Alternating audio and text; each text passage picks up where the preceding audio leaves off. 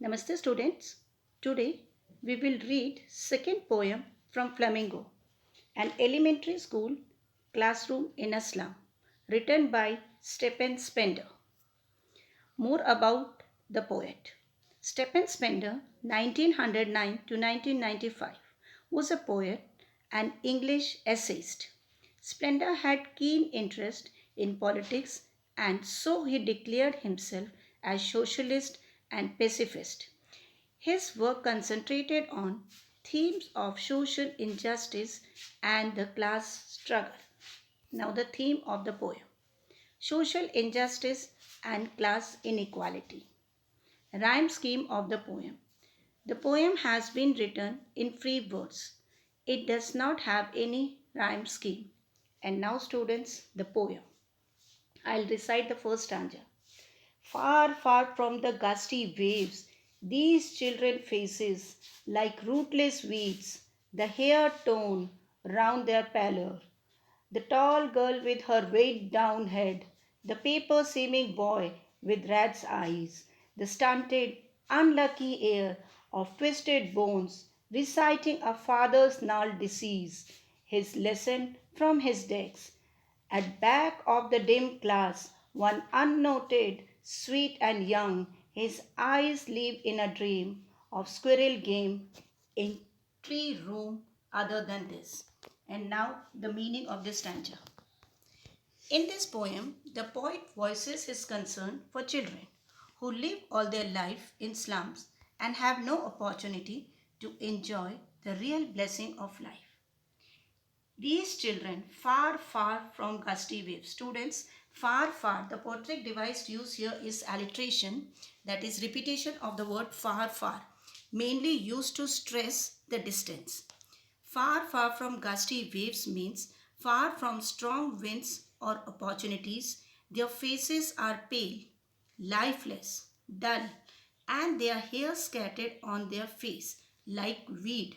Weeds are the unwanted plants grown of their own. These slum children are compared with rootless weeds as they are considered unwanted section of society. The poetic device used here is simile, as the slum children's with scattered hair is compared with rootless weeds. There's a tall girl with her head down due to load or burden of poverty.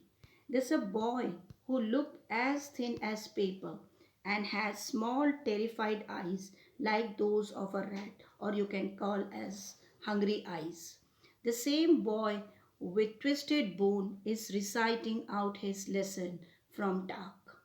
He has swollen joints as his father has. That is, he has inherited twisted bones disease from his father. The poetic device used here is metaphor. Boy is compared with paper. At the back of the dim classroom, there's a sweet little child. He seems to be lost in his dream of game. The squirrel play in their tree home means the child wants to enjoy seeing squirrel playing in the tree. He wants to go elsewhere, particularly outside where the squirrel is playing in the tree. And now students, the second stanza. On sour cream wall, donations, Shakespeare's head, cloudless at dawn, civilized dome riding all cities, belled, flowery, Tyrol's valley, open-handed map, awarding the word its world, and yet for these children, these windows, not this map, their world where all their future painted with a fog, a narrow street sealed in with a lead sky, far, far from river, capes, and star of woods. And now the meaning. The walls of this classroom is dirty. Some of the pictures and images have been donated by some of the people and are put up on the wall like the portrait of a Shakespeare's head. Portrait device used here is symbolic. Shakespeare's head is compared with the rising sun or education. It is ironical that Shakespeare's head is hung in a place where there is hardly any serious teaching. Next, the picture of civilized dome and cloudless dawn. These slums are surrounded with the civilized cities and large buildings, and they cannot experience the clear sky at dawn. And now the next picture of Tyrol's Valley with churches, flowers, and bell, which shows the creation of beautiful world. Again, the portrait device used here is symbolic. And now the another picture.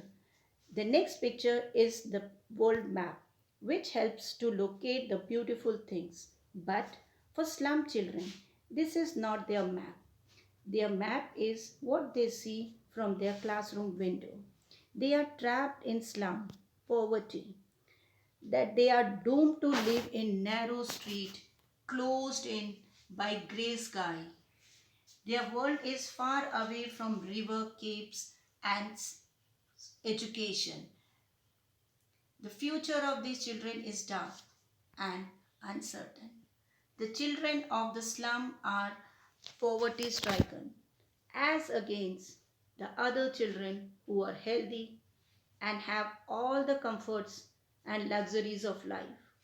The life of the slum children is filled with darkness and hopeless. And now, students, the third stanza.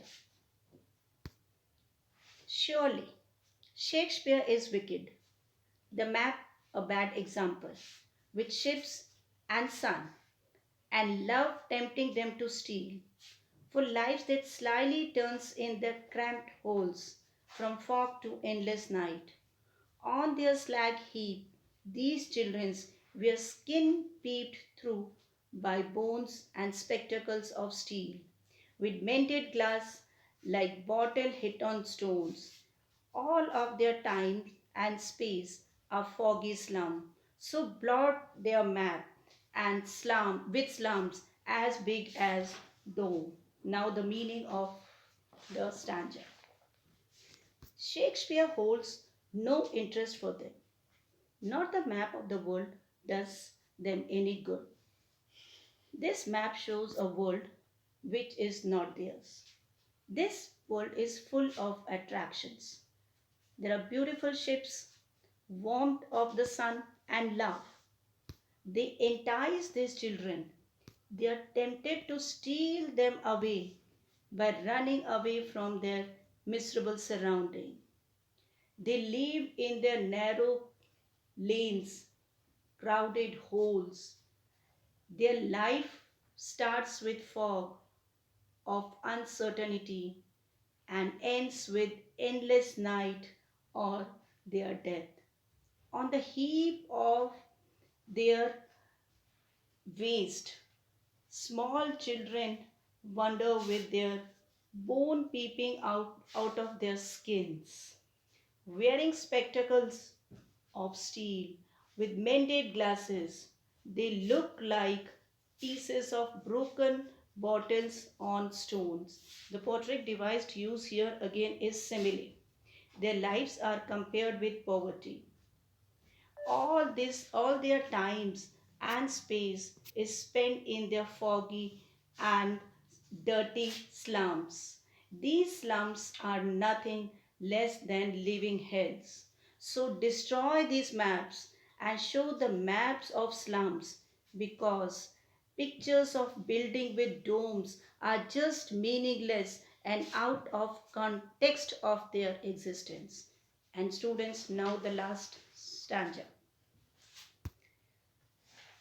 Last stanza of is surely, unless the governor, inspector, or the visitor. This map becomes their window, and these windows that shut upon their lives like catacombs. Break, oh break, open till they break the town, and show the children to green field, and make their world run azure on gold sand, and let their tongues run naked into books the white and green leaves open. History theirs, whose language is the sun. And now the meaning of the stanza. The map of the civilized world and slum of these unfortunate children are two entirely different worlds. Governor, inspector, visitors, and other important person must abridge this gap. They must peep into the world of the children living in the slum. They must make their own world the world of these slum children too. The unsuitable environment of the slums have blocked all their way or gates to progress. They are lying shut like catacombs. These obstacles should be broken.